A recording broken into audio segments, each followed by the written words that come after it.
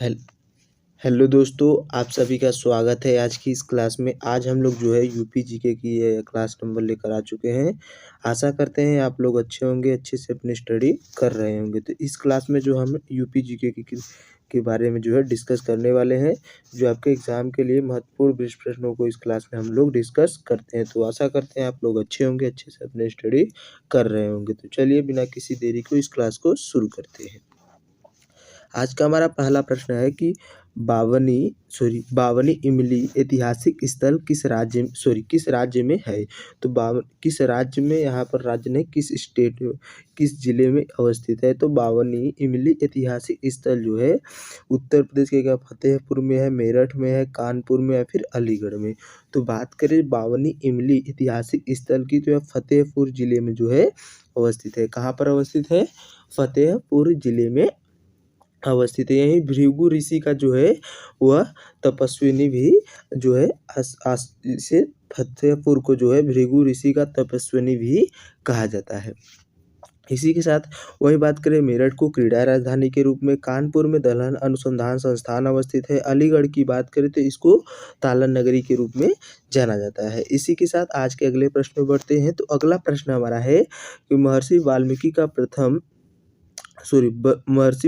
का आश्रम ब्रह्मावर्त में स्थित था, जो वर्तमान में है। यह कहाँ पर है? वाराणसी में, बिठूर में, सीतापुर में या फिर प्रयागराज में। तो महर्षि वाल्मीकि का जो आश्रम था ब्रह्मावर्त, वो वर्तमान में बिठूर कानपुर में अवस्थित है। कहाँ पर? बिठूर कानपुर में अवस्थित, जिसे चर्म उद्योग के लिए जाना जाता है। इसे उत्तर भारत का मैनचेस्टर भी कानपुर को कहते हैं।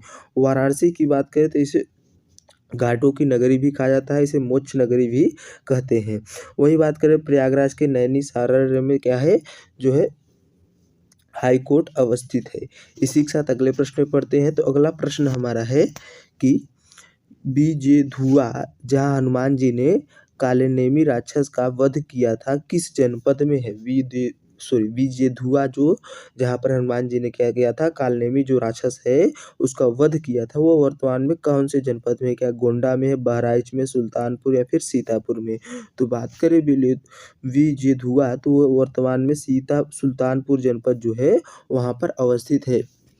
इसके पुराने नाम की बात करें सुल्तानपुर का, तो इसका पुराना नाम कुशंभनपुर था। क्या था? कुशंभनपुर इसका पुराना नाम था।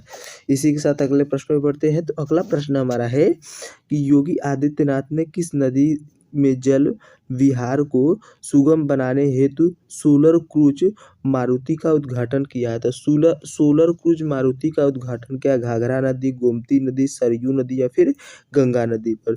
तो बात करें योगी आदित्यनाथ के द्वारा किस नदी पर इसका उद्घाटन किया गया है, तो सरयू नदी पर जो है, जो अयोध्या सरयू नदी के किनारे पर भी अवस्थित है। तो सरयू नदी पर जो है योगी आदित्यनाथ ने जल विहार को सुगम बनाने हेतु सोलर क्रूज मारुति का उद्घाटन किया हुआ है।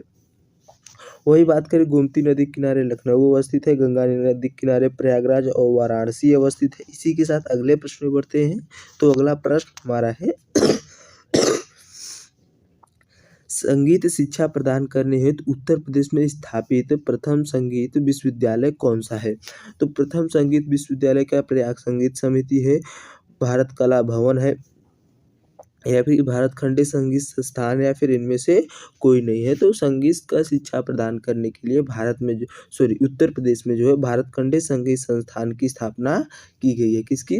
भारत खंडे संगीत संस्थान की 1926 में। और इसको जो है भारत खंडे संगीत संस्थान नाम जो कब दिया गया था, तो 1966 में इसको भारत खंडे संगीत संस्थान नाम दे दिया गया था। वही बात करें भारत कला भवन की, तो उत्तर प्रदेश के वाराणसी जिले के बीएचयू परिसर में यह अवस्थित है।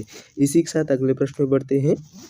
अगला प्रश्न हमारा है कि उत्तर प्रदेश के किस शहर को पूर्व का ग्रास जो है के नाम से जाना जाता है? तो पूर्व का ग्रास क्या गोरखपुर को कहते हैं, मुरादाबाद को, बनारस को या फिर कन्नौज को? तो पूर्व के ग्रास की बात करें तो वो कौन से शहर को कहा जाता है? तो कन्नौज को जो है पूर्व का ग्रास कहते हैं। इसको इत्र नगरी के रूप में भी जाना जाता है। किसके रूप में? इसको इत्र नगरी जो है इसके रूप में भी कन्नौज को जाना जाता है। वही बात करें मुरादाबाद को पीतल नगरी के रूप में जाना जाता है। गोरखपुर की बात करें तो यहाँ पर सर्वाधिक वर्षा होती है। बनारस में सबसे ज़्यादा विश्वविद्यालय 3 विश्वविद्यालय अवस्थित है। यहीं पर इसको ही बनारस यानी वाराणसी को काश घाटों की नगरी और मोक्ष नगरी के रूप में भी जाना जाता है। इसी के साथ अगले प्रश्न में बढ़ते हैं। तो अगला प्रश्न हमारा है कि गुलाबी गैंग की संस्थापक इनमें से कौन है? गुलाबी गैंग की संस्थापक क्या संगीता पाल देवी हैं, संपत पाल देवी हैं या फिर शीला पाल देवी या फिर मिसी चौधरी है? तो जो गुलाबी गैंग महिलाओं की है, इसकी संस्थापक की बात करें तो संपत पाल देवी जो हैं वह गुलाबी गैंग की संस्थापक है। इसी के साथ अगले प्रश्न में बढ़ते हैं।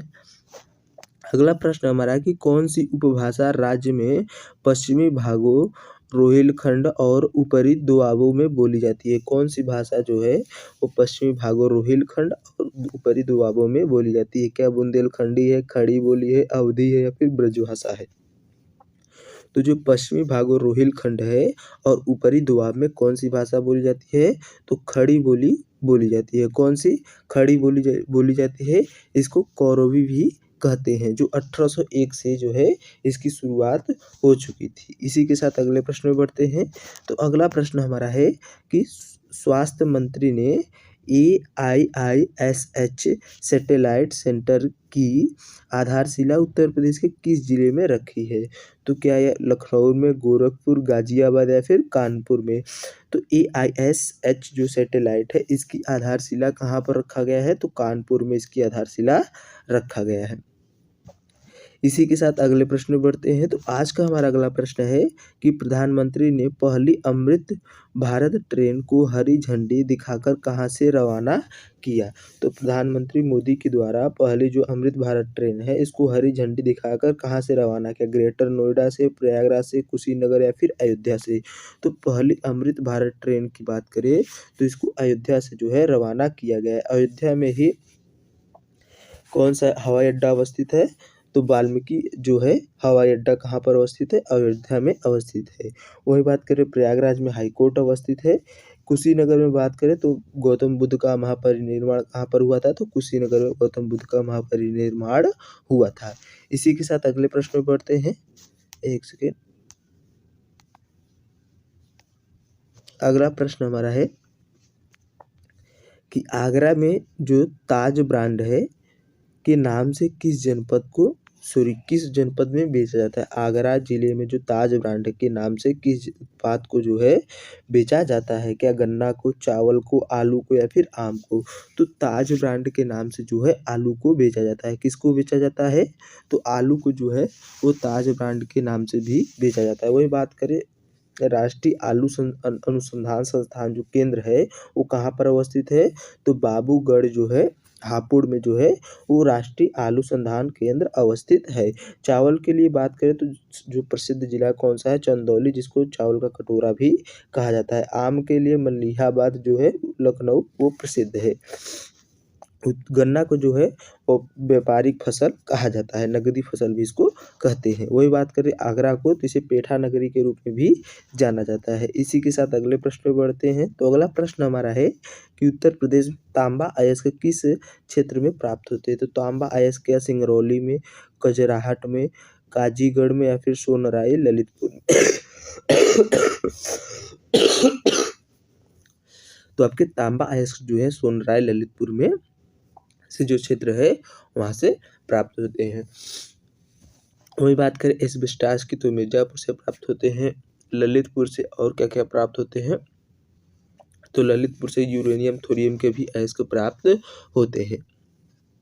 अगला प्रश्न हमारा है कि प्रथम दीनदयाल हस्तकला संकुल व्यापार सुविधा केंद्र कहाँ पर अवस्थित है? तो प्रथम दयाल हस्तकला संकुल व्यापार सुविधा की बात करें आगरा में है, वाराणसी में, कानपुर या फिर गोरखपुर में? तो प्रथम दीनदयाल हस्तकला संकुल की बात करें तो वाराणसी में अवस्थित है। कहाँ पर है? वाराणसी में। इसी के साथ अगले प्रश्न में बढ़ते हैं।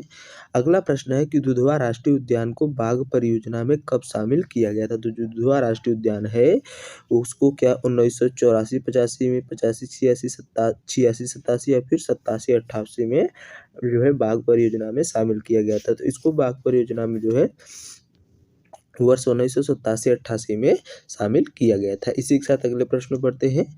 अगला प्रश्न हमारा है कि एशियाई खेलों में स्वर्ण पदक विजेता सौरभ चौधरी का संबंध किस खेल से है? तो बात करें सौरभ चौधरी के मुक्केबाजी, क्रिकेट, निशानेबाजी या फिर कुश्ती, तो सौरभ चौधरी का संबंध निशानेबाजी से है। किससे है? निशानेबाजी से। वहीं बात करें मोहम्मद शमी जो है अर्जुन पुरस्कार प्राप्त किए थे, वो क्रिकेट से संबंधित है। इसी के साथ अगले प्रश्न में बढ़ते हैं। तो अगला प्रश्न हमारा है कि वर्ष 2001 की तुलना में 2011 में उत्तर प्रदेश की साक्षरता दर में कितनी वृद्धि हुई? 12.36%, 11.36%, 13.49% या फिर 13.26%। तो 2001 की तुलना में 2011 में उत्तर प्रदेश की जो साक्षरता है उसमें वृद्धि की बात करें तो 11.36% की वृद्धि दर्ज की गई। और सबसे साक्षर जिला की बात करें तो गौतम बुद्ध नगर है। इसी के साथ अगले प्रश्न बढ़ते हैं। तो अगला प्रश्न हमारा है कि उत्तर प्रदेश में प्रथम विधानसभा का गठन कब हुआ? मार्च 1948 में, 8 मार्च 1950 में, 8 मार्च 1952 में या फिर 12 मार्च 1954 में। तो उत्तर प्रदेश में प्रथम विधानसभा का गठन 8 मार्च 1952 में हुआ था। इसी के साथ अगले प्रश्न बढ़ते हैं। तो अगला प्रश्न हमारा है कि उत्तर प्रदेश का राजकीय पक्षी कौन सा है? तो उत्तर प्रदेश का राजकीय पक्षी क्या मोर है, सारस यानी क्रेन है, कोयल है, फिर तोता है? तो उत्तर प्रदेश का राजकीय पक्षी आपका सारस यानी क्रेन है। इसी के साथ अगले प्रश्न में बढ़ते हैं। तो अगला प्रश्न हमारा है कि उत्तर प्रदेश की सबसे लंबी नहर कौन सी है? क्या ऊपरी गंगा नहर है, निचली गंगा नहर, शारदा नहर या फिर केन नहर? तो उत्तर प्रदेश की सबसे लंबी नहर की बात करें तो शारदा नहर जो है उत्तर प्रदेश की सबसे लंबी नहर है। इसी के साथ आज के अंतिम प्रश्नों पर हम लोग पहुंच चुके हैं। तो आज का हमारा अंतिम प्रश्न है उत्तर प्रदेश के प्रथम मुख्यमंत्री कौन थे? चौधरी चरण सिंह, गोविंद वल्लभ पंत, संपूर्णानंद या फिर सुचेता कृपलानी थी? तो वही बात करें जो सुचेता कृपलानी पहली महिला मुख्यमंत्री थे। आप लोगों को इस बताना है कि पहले मुख्यमंत्री कौन थे, इसका जवाब आप लोग हमें होमवर्क में कमेंट बॉक्स में देंगे। तो चलिए इसी के साथ यह क्लास यहीं पर समाप्त होती है। यह क्लास आप लोगों को कैसी लगी कमेंट करके ज़रूर बताइए। अगर क्लास अच्छी लगी हो तो अपने दोस्तों को भी शेयर करिएगा और हमें अधिक से अधिक सपोर्ट करिएगा। तो चलिए मिलते हैं नेक्स्ट क्लास में, तब तक के लिए अपना ध्यान रखिए। जय हिंद, जय भारत।